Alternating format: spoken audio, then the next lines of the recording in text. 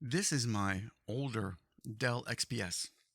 And this computer is probably one of the main reasons why I wanted a newer XPS when it was time for doing an upgrade. This computer here actually is a very slow 2.6 gigahertz with only 12 gig of RAM.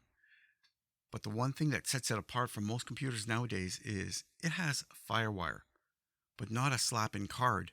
It has FireWire integrated into the motherboard, which means that the speeds are going to be a lot quicker here. So what kind of things can we expect? Well, let's take a look at the Onyx eye control and see what it tells us we can do. It's telling me that I can run this system at its lowest latency, which is something that you'll rarely be able to do on other computers. Let me show you first what this can do. I can set this up at lowest latency, 64 samples, okay? And the nice thing about this is that the performance that gives you on the 1640i Mackie mixer is incredible. But you're thinking, well, hold on. If you start recording at these levels, it's going to be snap, crackle, pop. It's going to be unusable. Well, the problem is, I've been kind of recording all this here and in Reaper, and this is what we're doing. So we're actually hearing the output. And as you can tell, this audio is pristine. It's working very well. I have no problems with it, and it is simply awesome. So as you can tell, this is going to be my main setup. But what kind of performance are we looking at? How about this? 1 millisecond in, 1.6 millisecond out. That's extremely impressive. This will battle pretty much any high-end audio interface on the market today and meet or beat everything out there. Price, no object. This is kind of cool. And we're looking at technology that's from the mid-2000s. So approximately, let's say mid-2012. Okay? And it's just awesome. So with this here, I can't even get this level of performance on my faster computer, which has an external FireWire card just slapped into one of the PCI slots. But anything under 10 millisecond is excellent. It's going to be hard pressed to hear that. And if you're in there 5 to 6 to 7 millisecond, like I'm doing with the other computer, it is still very impressive. But I think that when it comes time for me to do recordings or anything like that, I'll be using this computer right here. I just pop the FireWire out of that computer, pop it into this one. And if I have any serious recordings, this is where it's going to happen.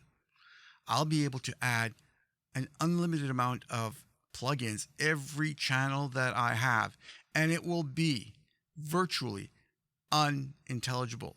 The latency will be invisible. There won't be anything.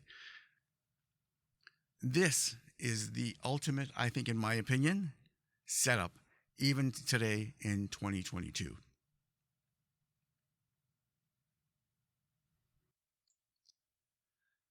This is my new Dell XPS. It's a little bit more modern, you can tell. I'm using an i9 with 3.2 gigahertz processing speed, 64 gig of RAM. It has an NVIDIA 3000 series card, a 3070 to be exact. Not the top of the line, but a major increase over the previous Dell. So what kind of increases or decreases in performance are we going to expect in Reaper?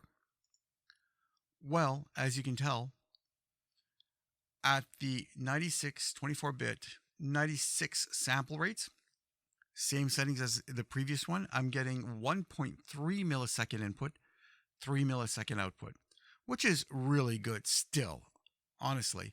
And it's still a very, very high-end performing system. I remember in 2012 watching a video where they were talking about a system that was getting 7 millisecond times using this very same mixer into a Mac Pro, and they were talking about the fact that it's only 2 milliseconds slower than a full-out mixing desk. The system runs ultra low latency. This particular rig here, this Apple Mac here that I have, measures full system latency at around about 7.2 milliseconds, which is ultra low latency. As a benchmark for that, our TT24, our standalone digital live console, runs at about 5.6 milliseconds. So really, we are achieving the same latencies as a standalone digital console, which is awesome. So it's a truly potent combination, and we call it a hybrid system. So they're talking about 5 millisecond times for a straight mixing desk of the 2012 era. And I'm at that level or better. So I'm at 4.3 millisecond time, which means I can add as many plugins as I want, and it shouldn't have any kind of a detrimental effect on the system.